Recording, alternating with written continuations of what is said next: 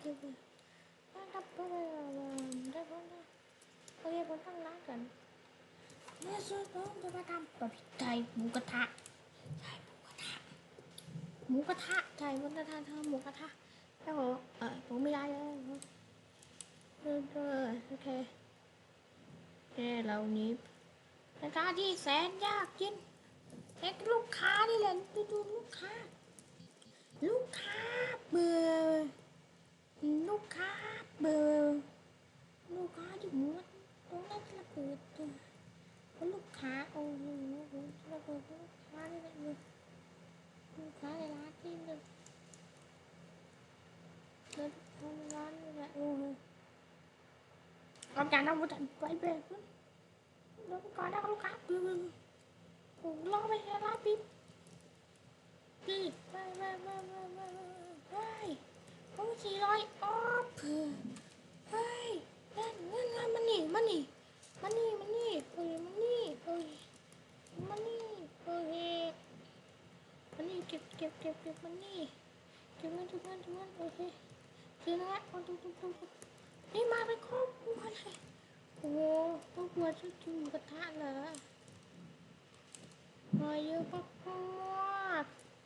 เฮ้ยเรื่องใครมาดูร้านเนี่ยโอ้โหหมูกระทะเน้นๆโอเคหมูกระทะเน้นๆโอเคหมูกระทะเน้นๆเดี๋ยวโอ้โหแตกสลายเมื่อกี้เจอแตกสลายอาจจะเพิ่งเล่นโอ้คนนั้นเพิ่งเล่นแน่นอนเลยแล้วทำไมได้นี่ปืนเป็นรูไหนอ่ะ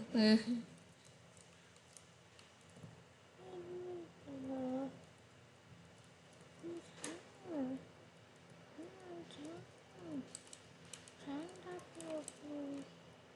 ไม่ว่ามีหยกได้มันมีหยกที่เขาไปกินที่ร้านMKอยู่ก็โอเคว่ะโอเคนี่ไม่ใช่ร้านหมูกระทะนี่ร้านMKแน่นอนคือนี่แน่นอนนี่ไม่ใช่ร้านหมูกระทะแต่นี่มันคือร้านMKเปิดMKสักครับแพ็คMKนะโอ้โหผมเป็นครอบครัวเดี๋ยวมันมีคนโอ้โหหน้าเหมือนกันหน้าเหมือนแล้วครอบครัวพี่ตามันก็ครอบครัวเลยนี่หว่าโอ้โหตระกูลนี่แบบโอ้โหกี่คนนี่กี่คนแล้วกระทะย่างมันเตอหูไม่ต้องกินกระเทียมเยอะกินMKทำเป็นร่างกายไปร้านMKเพราะมันมีหยกไงโอ้ยใช่มันมีหยกหยกสีเขียวอ่ะมันเป็นหยกสีเขียวอ่ะว้าโอ้ยเว้ยแล้วคุณค้าที่กินหมดด้วยกันโอเคว้ายเลยไม่ไหวลูกค้าเออลูกค้าไปลูกค้าไปลูกค้าไปลูกค้าไป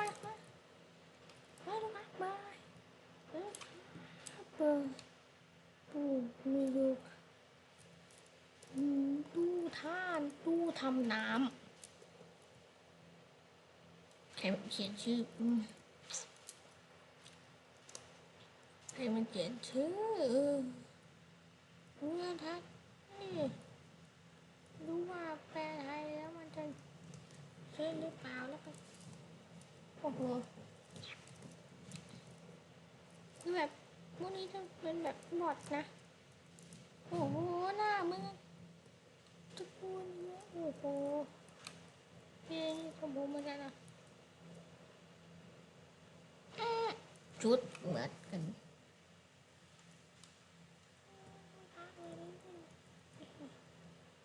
โอ้โห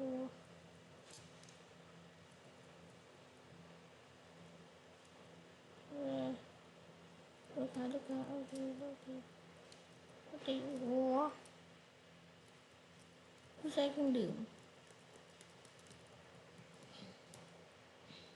หากร้านมีเครื่องดื่มนี่มันก็แปลกละมันก็เหมือนมันก็แปลกละหากร้านมันนี่มีเครื่องดื่มนี่ก็ดีหากร้านมันนี่มีเครื่องดื่มนี่ก็แปลกละอืมอืมไปละโอ้โหโอ้โหเหมือนกันอย่างกระแปะโอ้โหอันนั้นโอ้โหมือโอ้โหจุดโอ้โอ้มือโอ้พระเจ้ามือโอ้พระเจ้าช่วยพระเจ้าช่วยด้วยช่วยเป็นบ้าเป็นบ้าโอ้โหโอ้โหมือนี่น่าขนาดนั้นนะโอ้โหโอ้โหโอ้โหปืนไม่กี่ตัวอันนี้ตัวละอันนี้มันก๊อปปี้มันก๊อปปี้กันนะโอ้โหปืนเฮ้ยน่านี่ใช่โอ้โหปืนได้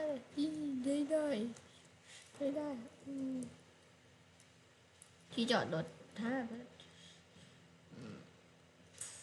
โอเคเครื่องดื่มว้าเจ๊ไม่ใช่เครื่องดื่มมีเยอะโอ้โหโอ้โหโอ้โหซื้อเองยังว่าโอ้โห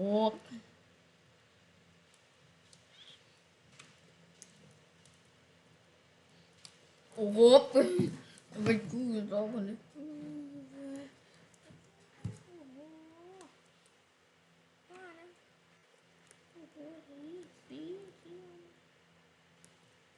โอเคตัดออกมาไปโอเคมึงคาถาจะใครกินเรื่องนี้กี่เลยเพราะอะไรดูนี่ยก จะมากินข้าวยัง ยัง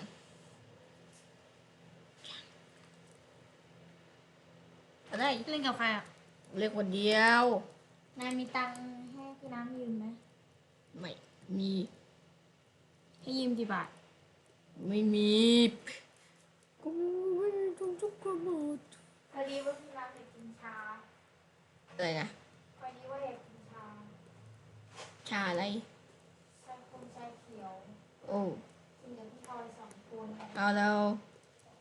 ชาเขียวเลย ใช่แล้วนายกินข้าวยังกี่โมงแล้วเนี่ย ยัง แล้วนายจะกินอะไรข้าวอ่ะ ก็ไม่รู้ จะกินตอนไหน ไม่ได้ยินกินตอนก็ตอนนี้แหละ จะกินตอนนี้ใช่ไหมกินอะไร อะไรก็ได้ แต่ไม่เอามาม่าใช่ไหม มา ทำไมถึงไม่เอา มาถึงเอามา ทำไมถึงเอามาม่าล่ะ มองหน้าสิ จะเอามาม่าหรือเอาหมูทอด มาม่ากันนี่มาม่านายเหลือไหมเนี่ย นายไม่มีมาม่า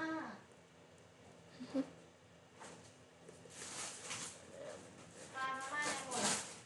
อ้าวแม่กู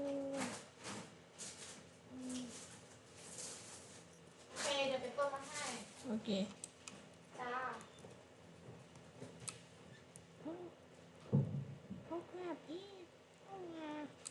เขาแค่พี่เข้ามาพี่เข้ามา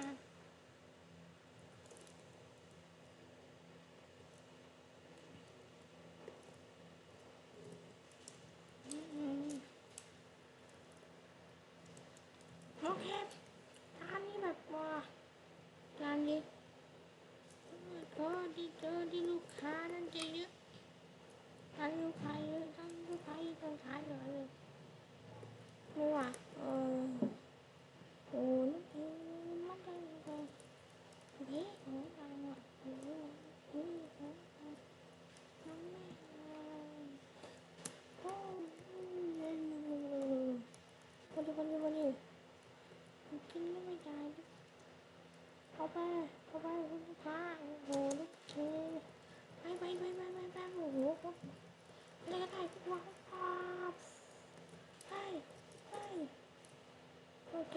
โต๊ะเต็มแล้วแล้วนั่งรอไปรอ10 ชั่วโมงแล้วก็รอ10 ชั่วโมง